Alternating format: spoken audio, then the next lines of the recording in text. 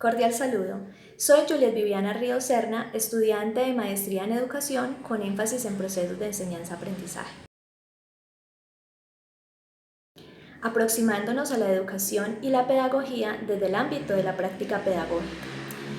Para empezar, no puedo negar que cuando escuché y leí por primera vez los documentos facilitados por el maestro tutor, me molestó la frase "podemos prescindir de la escuela". Inmediatamente tomé esa frase de manera literal y no podía imaginar concebir la vida sin escuelas, pues llevo gran parte de mi vida formándome como docente. Tampoco podía concebir prescindir de la escuela, y más ahora bajo la coyuntura actual que se vive a nivel mundial debido a la pandemia por la COVID-19, en la cual muchos estudiantes y padres de familia están desesperados por la falta del acompañamiento de los docentes de manera presencial en las instituciones educativas.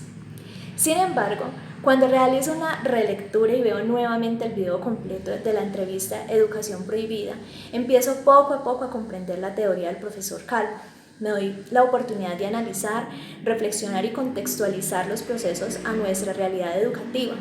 Es entonces cuando llegan a mi mente una cantidad de ideas para tratar de mejorar mi práctica académica con una sola meta, que es orientar a mis estudiantes a que verdaderamente aprendan y que lo que aprendan, lo aprendan bien. En este video doy respuesta al interrogante de qué manera llevaría el pensamiento de Carlos Calvo Muñoz a la actual realidad educativa en la que usted se desempeña. Como lo menciona Calvo, no es el estudiante el que fracasa, es el sistema que está mal planteado y al cual estamos supeditados. Un ejemplo muy claro sucede con la escuela nueva, un tema bastante álgido que puede generar molestia con algunos compañeros docentes, pero que desde mi experiencia como docente rural puedo tener un criterio sobre este tipo de metodología. Muchos de los aportes que nos brinda el profesor Calvo están bastante cercanos al modelo Escuela Nueva, Escuela Activa, fundado en Colombia desde la década de 1970 y que ha sido de ejemplo para muchos países. Una metodología que en el papel genera grandes expectativas para el educador. Educación constructivista, donde el estudiante construye su conocimiento a través de su relación con el medio. Educación flexible, pues cada niño avanza en los procesos en la medida de sus capacidades. Trabajo cooperativo, pues todos los procesos son posibles desarrollarlos con el acompañamiento de su maestro y sus compañeros. Al ser escuela unitaria, permite que los estudiantes compartan los espacios educativos con niños de todas las edades. Una educación que está orientada a ser partícipes en todas las actividades que allí se realizan a toda la comunidad educativa, pues se manejan recursos didácticos como la ficha familiar, el cuaderno viajero, conformación del gobierno estudiantil y consejo de padres, más otras situaciones que como docentes rurales siempre terminamos involucrados para el beneficio de la comunidad, sea para el Festival de la Vereda, para la minga en el arreglo de la carretera, entre otros.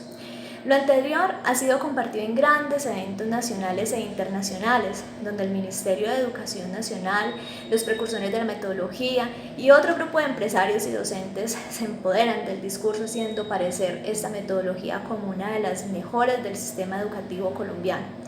En el papel no me cabe la menor duda, sin embargo en la realidad el panorama es muy diferente. La falta de equidad es evidente en nuestro país, genera que los docentes rurales vivimos a diario con muchas dificultades que hacen que esta metodología maravillosa se desdibuje, pues el acceso a las comunidades son precarias, los recursos para la infraestructura y material didáctico son nulas, la falta de oportunidades para los campesinos en cuanto a su situación económica ocasiona una rotación constante de las comunidades, lo que genera que muchos niños no tengan un proceso constante en su formación. Los estudiantes de la ruralidad son medidos en las pruebas estandarizadas del Ministerio de Educación Nacional, lo cual es una falacia lo de la educación flexible, pues los estudiantes a una fecha determinada deben tener las competencias requeridas para medirse en dichas pruebas, entre otras situaciones. Por otra parte, uno de los postulados que nos brinda el profesor Calvo es que la escuela está orientada a la respuesta y los procesos educativos fuera de la escuela están orientados hacia la pregunta. Esto se podría entender en que los estudiantes dentro del aula de clase escuchan al docente, presentan sus talleres y tareas con la única finalidad de ganar el examen o de ganar el año. Eso es una realidad. Nuestros estudiantes aprenden para el momento, mientras que los procesos que los estudiantes descubren en su cotidianidad pueden generar más interrogantes, lo cual genera la posibilidad de seguir descubriendo y aprendiendo de manera significativa. Como en este video debo llevar el pensamiento del profesor Calvo a la realidad educativa en la cual me desempeño y como él mismo lo dice, el docente debe buscar estrategias para que sus estudiantes sean los mejores en lo que hagan. Aquí se deben generar soluciones y crear estrategias que conlleven a repensar la escuela desde la mirada reflexiva y transformadora, como nos propone el profesor Calvo, en cuanto a que debemos desescolarizar la escuela y quitar todo lo que impide que nuestros estudiantes aprendan. Desde mi experiencia en el trabajo que desarrollo en la escuela nueva y como licenciada en educación artística, he visto la oportunidad que nos brinda esta área para generar proyectos transversales que conlleven a nuestros estudiantes a generar aprendizajes significativos a través de unas variables bien puntuales. La observación de su entorno inmediato, en cuanto a los estilos de vida, recursos naturales, reconocimiento de su cultura, apropiación de ella, reconociéndose como parte fundamental de la misma. Experimentación y manipulación de todos los recursos que se encuentran en su entorno: la piedra, el barro, el árbol, el pájaro, el nido de hormigas, los trabajadores de las fincas contando sus anécdotas, los abuelos recordando su niñez con grandes historias, en fin, todo lo que hace parte de la cotidianidad del niño, con el fin de aprovechar cada recurso e intervenirlo para sacar el mayor provecho de estos.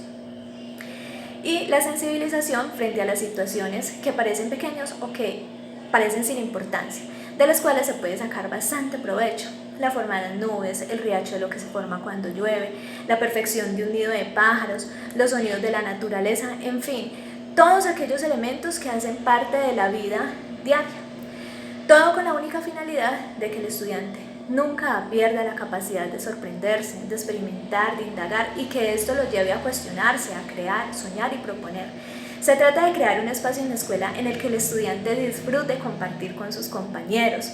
que disfrute indagar, que cuando se generen interrogantes, en lugar de sentir miedo por una mala calificación, sienta entusiasmo por continuar preguntándose para encontrar respuestas a las situaciones que se presentan y que poco a poco vaya llegando a la verdad. Después de ver la entrevista sobre la educación prohibida y leer el texto sugerido Territorios y cartografías educativas, se puede concluir que la educación debe entenderse como un proceso de descubrimiento continuo en el que el estudiante es partícipe de la construcción de sus propios conocimientos a partir de la observación y exploración del medio que lo rodea, fortaleciendo su capacidad creativa, investigadora y propositiva frente a las situaciones de la cotidianidad que se le presenten. Que los docentes como orientadores de procesos deben estar en la capacidad de formular preguntas constantemente para generar en el estudiante inquietudes frente a las situaciones y que sea él mismo quien encuentre las respuestas a través de su capacidad de razonar. Que el estudiante debe generar procesos de transformación de la escuela, una escuela pensada hacia la formulación constante de interrogantes en lugar de dar respuestas absolutas que pocos estudiantes comprenderán. El docente debe salirse de los parámetros estandarizados del sistema y encontrar estrategias que ayuden a solucionar dificultades que presenten los estudiantes en sus particularidades para que finalmente aprendan bien.